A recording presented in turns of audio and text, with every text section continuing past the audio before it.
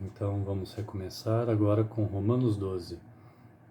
Antes a parte inicial de Romanos, ela é muito intensa e fica falando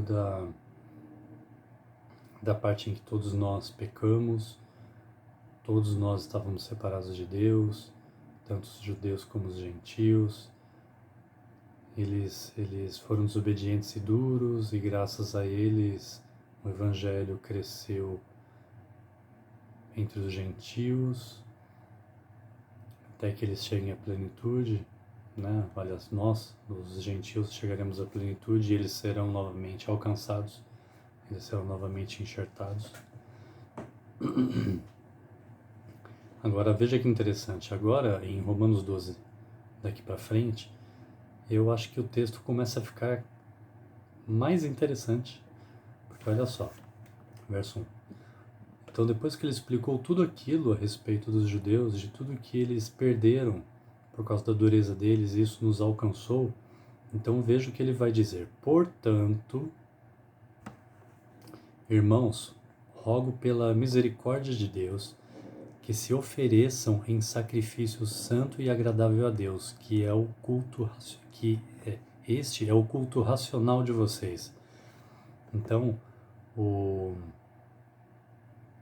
nosso culto a Deus, ele é racional, ele é um culto voluntário, não é uma obrigação, não é um costume religioso, não. É um sacrifício racional, não é emocional. Verso 2. Não se amoldem ao padrão deste mundo, mas transformem-se pela renovação da sua mente, para que sejam capazes de experimentar e comprovar a boa, agradável e perfeita vontade de Deus. Então, a mente do cristão tem que ir renovando. Nós temos que ir abrindo os nossos olhos, não sendo como nós éramos antes. Nós temos que ir melhorando para que a gente possa ser capaz de experimentar a vontade de Deus, o que é perfeito, maravilhoso. Muitas pessoas dizem assim: ah, mas o cristianismo que a gente vê hoje não é o cristianismo lá do início. Por quê? Porque as pessoas não no momento da minha geração para trás, não sei desde quando, o povo perdeu isso. Porque é possível experimentar a perfeita vontade de Deus e ser realmente fazer parte de um grupo de pessoas que impacta o mundo. Isso é capaz, né, de acontecer, isso é capaz de acontecer. Verso 3. Por isso, pela graça que me foi dada, digo a todos vocês, ninguém tenha de si mesmo um conceito mais elevado do que deve ter, mas, ao contrário, tenha um conceito equilibrado. Quer dizer, não se ache demais não. Nós temos que ser pessoas equilibradas. Tá? Existe um equilíbrio. Moderação. Tá bom? Moderação, essa é a palavra. Tenha cada um conceito equilibrado de acordo com a medida da fé que Deus lhe concedeu. Então é de acordo com a fé que Deus concedeu a cada um. Verso 4. Assim como cada um de nós tem um corpo com muitos membros e estes membros não exercem todos a mesma função, assim também Cristo, em nós Cristo, que somos muitos, formamos um corpo e cada membro está ligado a todos os outros. Então é assim, você não pode ter todos os dons, você não pode fazer tudo. Deus, ele reparte os dons na medida da fé de cada um, porque cada um tem uma medida. Uns recebem poucos, outros recebem muito. E os que recebem muito, eles podem exercer coisas mais, digamos assim, coisas com mais cargos divinos, com mais responsabilidade. A quem muito é dado, muito é cobrado. E quem muito é dado acaba ganhando muito mais para a obra de Deus. E a quem pouco é dado, se não tomar cuidado e for muito negligente, até o pouco que tem perde, é o que a Bíblia diz.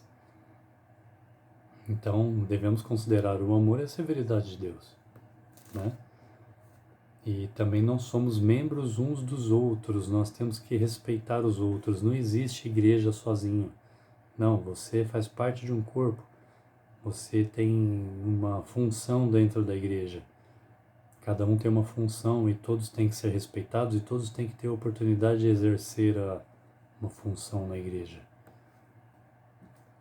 fazendo parte do corpo de Cristo, né? Assim também, quando nós celebramos a ceia, tem a parte do corpo e do sangue. Corpo de Cristo, nós também somos o corpo de Cristo. Também significamos nós como igreja. Tanto é que para tomar a ceia do Senhor, devemos estar em boa situação entre os irmãos. Até quando é dito para se ofertar, se você vai no altar, antes você tem que se consertar com os irmãos, não é? Então, é uma coisa para se pensar em relação à ceia do Senhor também.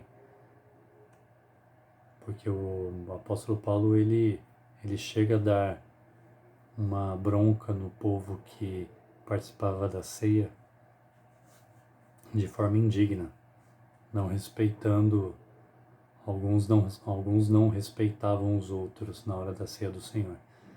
Então, assim também nós, cada um de nós temos uma função dentro da igreja. E Cristo é o cabeça. Então vamos voltar aqui. Então verso 4. Assim como cada um de nós tem um corpo com muitos membros, e esses membros não exercem todos a mesma função, assim também em Cristo nós, que somos muito, formamos um corpo, e cada membro está ligado a todos os outros. Temos diferentes dons, de acordo com a graça que nos foi dada. Se alguém tem o dom de profetizar, existe o dom de profetizar? Existe. Use-o na proporção da sua fé. Sobre profetizar, sobre profecia, sobre o verdadeiro profeta, o falso profeta, existe um estudo para isso, né? Temos que fazer um estudo programado para entendermos o que é profeta, o que é o falso e o verdadeiro.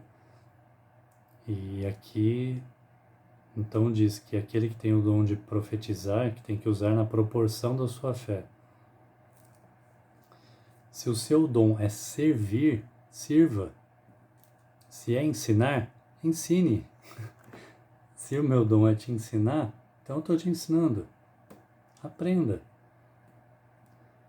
Se é dar ânimo, que assim faça.